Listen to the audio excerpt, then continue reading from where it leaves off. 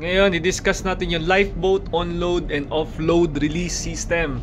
On-load, ibig sabihin, merong load, under-load. Ginagamit ito tuwing emergency situation o malakas ang alon, rough seas. Off-load naman, pag sinabing off-load, walang load dahil nakapatong na ang boat sa tubig, no? Tingnan nyo maigi yan, may safety pin. Yung safety pin na yan, ang unang-una nyong tatanggalin. Okay? Mag-simulate tayo paano to ginagawa. Yung handle na yan, bibirahin ninyo pataas.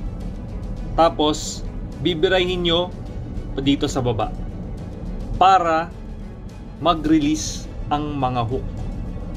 Okay? Pag reset, ibabalik mo lang ulit dyan sa reset position nya. Okay? Ulit tayo Hawakan nyo yung handle na yan, bibirahin ninyo pataas at hihilahin pababa.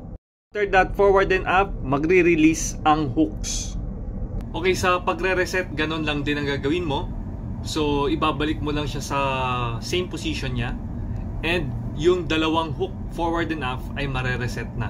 Be sure na sa mga drills na gagawin ninyo, like waterborne, wag na wag nyo kakalimutan yung ating FPD o yung fall preventer device. Meron na rin mga pin ngayon na sa mga modern na mga lifeboats may mga safety pins na nakalagay. Huwag natin kakalimutan yan na yung mga safety equipments natin.